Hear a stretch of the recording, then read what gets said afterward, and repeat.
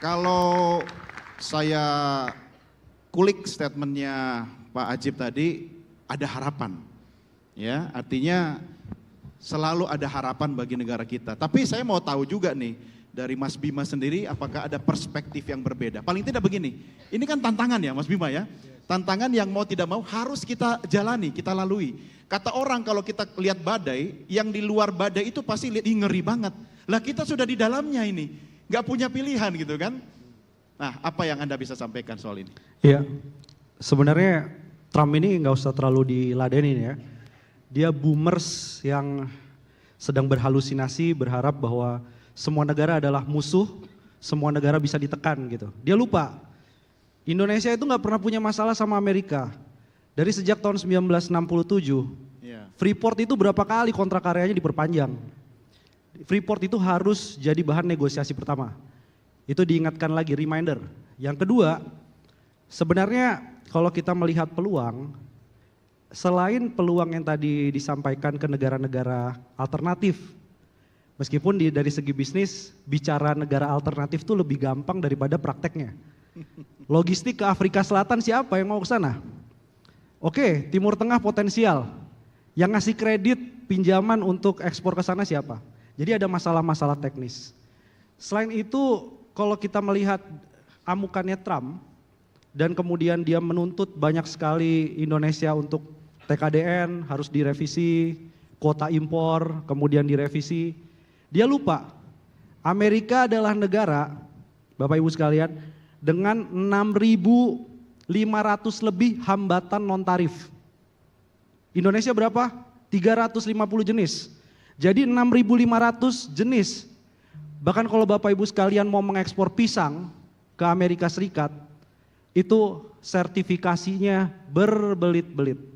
Jadi seharusnya ini bukan dalam situasi negosiasi Indonesia harus menyerahkan banyak hal sehingga Amerika Serikat atau Trump senang. Tapi justru kita meminta Amerika yang harus melonggarkan hambatan-hambatan non tarif tadi. Ya. Nah, sekarang kalau melihat sisi lainnya, mungkin bisa lanjut mungkin ya. Ini ada data yang harus disampaikan. Next slide mungkin. Oke, silakan. Ya, sedikit aja. Oke, next slide lagi. Nah, ini Selyos coba untuk melakukan modeling ekonomi. Untuk menilai seberapa besar dampaknya. Permasalahannya adalah ini beda dengan perang dagang yang pertama. Perang dagang yang pertama, mortal enemy-nya adalah Tiongkok, China. Sekarang semua negara kan dimusuhin, ini yang menjadi permasalahan. Dan dalam posisi kita sedang negosiasi, efeknya sudah mulai terasa. Jadi output ekonomi itu akan turun 160 triliun. Jadi kita harus melihat apa yang dilakukan OECD, Bank Dunia, ke depan akan banyak lembaga internasional, kelihatannya 5% itu akan menjadi angka yang cukup berat tahun ini di Indonesia. Berapa? 4,5%, 4,7%, karena memang dongkrakan dari adanya perang dagang ini efeknya luas kemana-mana. Yang kedua, saya mau ambil poin bahwa 1,2 juta orang tenaga kerja kita.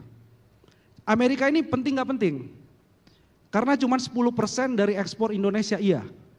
Masalahnya dari 10% total ekspor non migas Indonesia, itu isinya adalah padat karya. Pakaian jadi 60% lebih itu pasarnya ke Amerika. Alas kaki, sepatu, sendal dan lain-lain, stiletto, high heels, itu 30% pasarnya adalah ke Amerika. Yang kita nggak suka juga dan kita terlambat melakukan, meskipun sudah beberapa kali dilakukan adalah dedolarisasi. Karena mereka cetak uang, sehingga guncangan itu bukan hanya terasa dari sisi order yang berkurang, tapi juga terasa pada pelemahan kurs yang berpengaruh pada biaya bahan baku, biaya operasional, logistik jadi lebih mahal, asuransi untuk freight juga menjadi lebih mahal. Nah, jadi shock ini yang kemudian kita perlu mitigasi. Tapi kalau tanya peluang, terlepas dari Trump membenci banyak negara dan memulai dari perang tarif, kita baca pelan-pelan di dalam dokumennya Gedung Putih, satu, apa yang dikecualikan dari tarif resiprokal? Indonesia kan kena 32%. Yang dikecualikan apa? Satu, farmasi Bapak Ibu sekalian.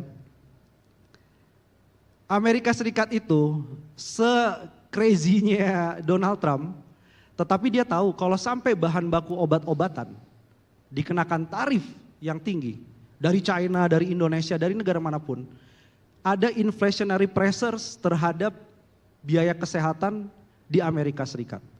Jadi ini saatnya kita terus mendorong untuk ekspor farmasi, apalagi Indonesia adalah negara dengan biodiversity terbesar di dunia. Artinya apa? Bahan baku obat-obatan alami. Saya cek itu di trade map kita cuma ekspor 22 juta dolar bahan baku farmasi ke Amerika Serikat. Kecil sekali Mas Doni ya. Kedua apa? Kedua adalah nikel. Nah ini saya mau kaitkan. Hilirisasi nikel ini sering disebut-sebut sebagai leverage biar kita tumbuh 8%. Sesuai mimpinya Pak Prabowo. Sementara hilirisasi 10 tahun terakhir di sektor mineral kritis terutama nikel itu terlalu over dependent sama Tiongkok. Begitu kemudian terjadi permasalahan properti di Tiongkok agak menurun, penjualan mobil listrik di mana-mana juga sekarang sedang rendah, ini menjadi salah satu isu.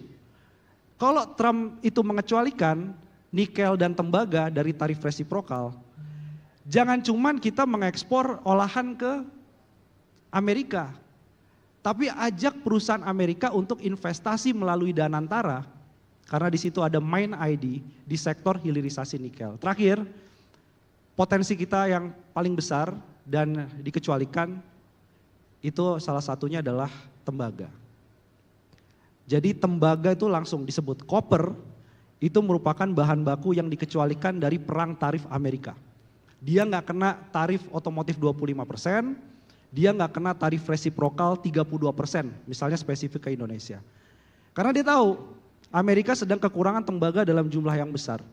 Jadi bargain chip pertama sebelum bicara Mangga 2, sebelum bicara TKDN, kuota impor, perwakilan Indonesia yang sedang negosiasi dengan Amerika harus masukkan Freeport.